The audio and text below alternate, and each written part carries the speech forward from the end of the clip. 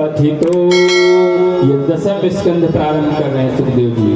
कथितो वंश विस्तारो भवतां सोमसूर्यो राज्ञां चो भयवंशानां चरितं परमद्भुतं। चरितं परमद्भुतं, अद्भुत प्रसंग सुनाइए, अद्भुत चरित्र।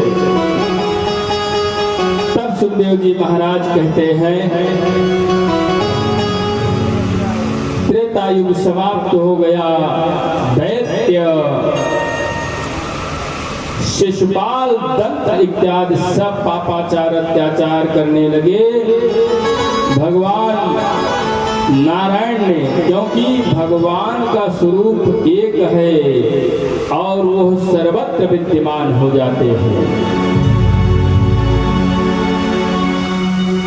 धर्म संस्थापनार्थाय संभवामि युगे, हर युग में अवतार लेते हैं धर्म की स्थापना के लिए। जब धर्म पर पापाचार अत्याचार होने लगता है तो नारायण अवतार लेते हैं।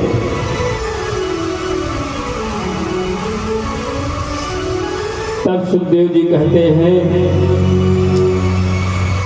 मथुरा नरेश उग्रसेन जी, मथुरा नरेश उग्रसेन, उनके भाई देवक। उग्रसेन के यहाँ कोई कन्या नहीं है। देवक की एक कन्या जिसका नाम देवकी। देवकी जब विवाह योग्य हुई तो उग्रसेन ने कहा कि हम अपने भाई की जो कन्या है उसका विवाह हम अपने हिसाब से करेंगे। और महाराज उग्रसेन ने आदेश दिया तो पार्षद गण गए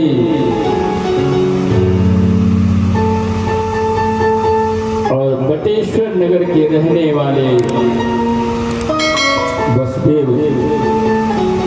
वसुदेव जी को लेकर के आ गए उग्रसेन मथुरा। वसुदेव जी को उग्रसेन ने देखा, बहुत प्रसन्न हुए और अपने भाई की कन्या देवक की कन्या देवकी का विवाह वसुदेव जी के साथ संविधान कर दिया। पौरवी रोहिणी भद्रा मदिरा रोचनाइला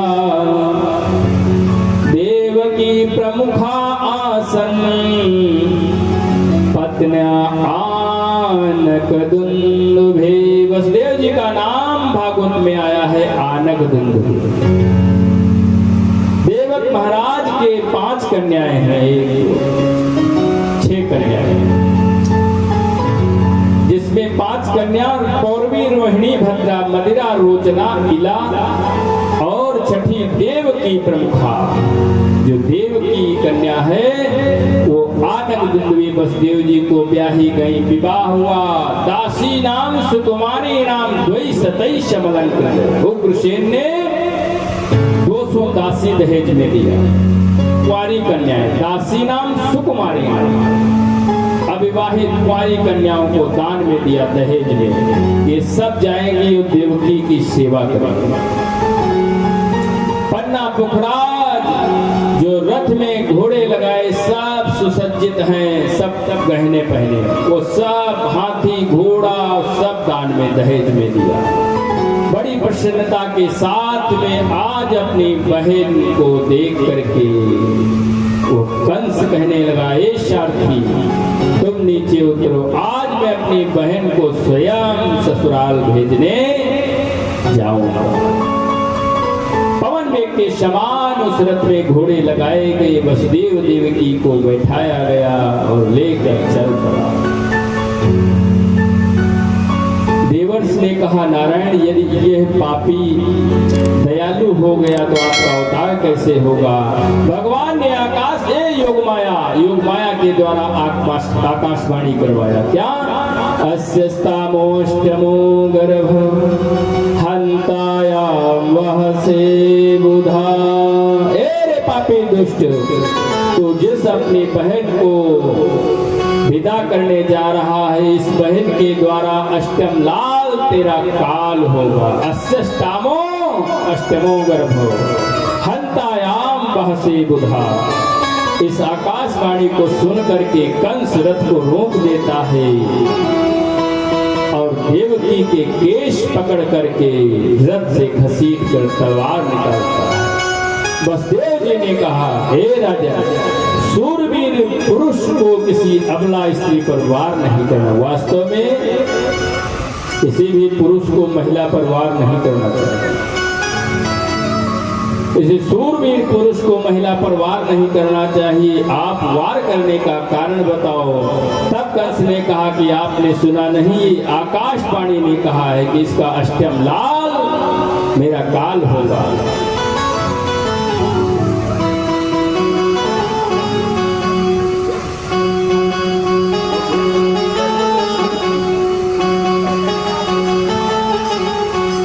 अष्टम लाल तेरा काल होगा। वसुदेव जी ने कहा बस। हाँ, वसुदेव जी ने कहा कि हम यदुवंशी हैं, हम आपको वचन दे रहे हैं कि इस देवकी के द्वारा जितने भी बालक होंगे वो सब हम तुमको दे देंगे। तुम्हारा मन करे मारना, तुम्हारा मन करे छोड़ दो। लेकिन उस पापी कंस ने वसुदेव और देवकी को अपने कारागार में डाल दिया। हाथ हथकड़ी पांव बेड़ी सब। आप सब लोग शांति से बैठे रहेंगे, कथा सुनेंगे, झांकी आएगी, उसके दर्शन करेंगे, बोलेंगे केवल हम। किस लिए? हम बोलने का पैसा लेंगे। आप लोग शांति से बैठेंगे, ठीक है। अगर आप लोग शोर मचाओगे ना तो फिर कंस के गण जाग जाएंगे, भगवान के जन्म में विघ्न आएगा। इसलिए शांति से। वसुदेव जी ने वचन दिया और कंस ने कारागार में बंद कर दिया। हाथ हथकड़ी पांव बेड़ी और उस कारागार में बंद है। भैया धीरे धीरे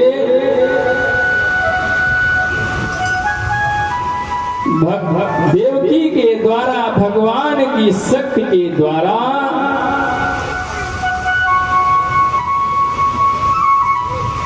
कीर्तमंतम प्रथमजम कंसा आनक दुंदुभे। सुखदेव जी कहते हैं, राजन, कीर्तमंत नाम का प्रथम बालक देवकी के द्वारा उत्पन्न हुआ और महाराज वसुदेव आनंद दुंदुभे उस बालक को लेकर के पहुंच गए और कंस को दिया। कंस ने ज्यों ही उस बालक को देखा, उसके रूप लावण्य को देख करके वो सम्मोहित हो गया और मारने के लिए उद्यत हुआ। तो वहीं पास में देवकी थी। हे भैया,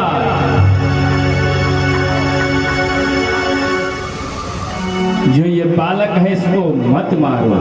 क्यों? ये तुमको मामा कहेगा।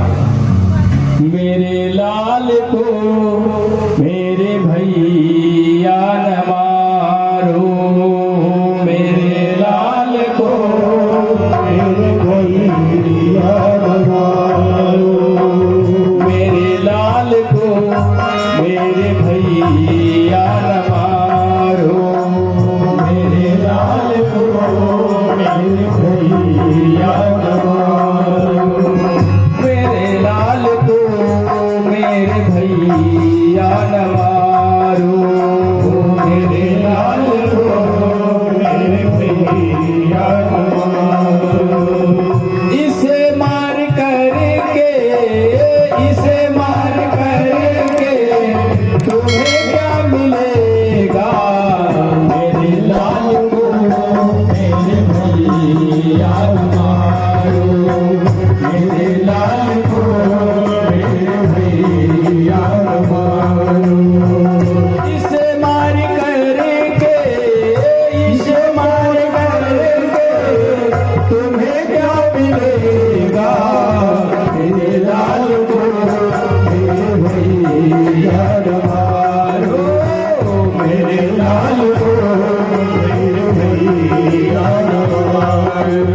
और भैया ये नन्हा सा बालक है, इसको मत मारो।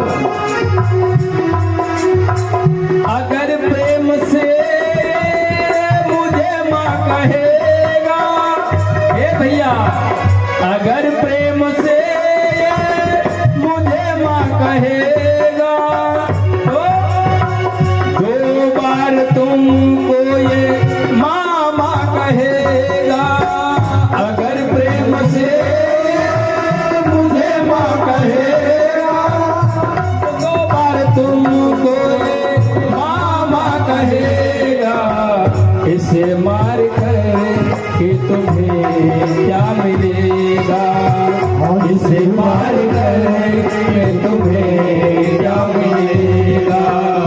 मेरे लाल को मेरे भैया न मारो, मेरे लाल को मेरे भैया न मारो, मेरे लाल को मेरे भैया न मारो, मेरे लाल को मेरे भैया न मारो।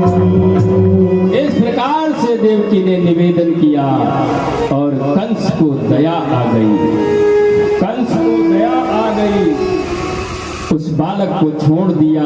वैकुंठ को नारद जी पहुंच गए, प्रभु पापी को दया आ जाएगी तो आपका अवतार कैसे होगा। नारद जी वैकुंठ धाम को एक कमल पुष्प लेकर के गए। कमल पुष्प आप लोगों ने देखा है, उसमें 8 पंक्ति होती है और लक्ष्मी वसत पुष्पेषु, उस कमल पुष्प में लक्ष्मी का वास होता है। नारद जी वैकुंठ से भगवान नारायण ने वो पुष्प दिया और कहा कि जाओ तुम उस पापी की बुद्धि को भ्रमित करो। नारद जी आ गए एक मथुरेश, आपका मुखमंडल मलिन है। कंस ने पूरी व्यथा बताई। नारद जी ने झोली से फूल निकाला, ए भैया 1 2 3 4 5 6 7 8 7 6 5 4 3 2 1। कंस ने कहा देवर्षि ये क्या? बोले हम ये नहीं जानते, ये पुष्प में चाहे जहां से गिनो 1 को 8, 8 को 1, 7 को 1, 7 को 2, इस प्रकार से। और मुस्कुरा करके देवर्ष वैकुंठ को आ गए। कंस पुनः उस देवकी के प्रथम बालक कीर्तिमंत्र को बुलवाया और समाप्त कर दिया। 1 2 3 4 5 6 बालक देवकी के समाप्त हो। तब भगवान नारायण किसके पास गए? लखनलाल जी के पास। हे भैया जब त्रेता में हम कुछ उचित अनुचित होता था तो बार बार सोचते थे कि यदि मैं बड़ा होता ऐसा कर लेता, मैं बड़ा होता ऐसा कर लेता। जाओ इस बार आप बड़े बनिए। तब लखन जी ने कहा कि प्रभु हम दास का काम करेंगे, ये बड़े होना छोटे होना ये सब आपका काम। कहे नहीं आप जाइए इस बार बड़े दादा बन करके। त्रेता में लखनलाल जी, शेषावतार लखनलाल जी महारानी रोहिणी के पावन गर्भ से अवतरित हुए। बोलिए बलराम जी महाराज के।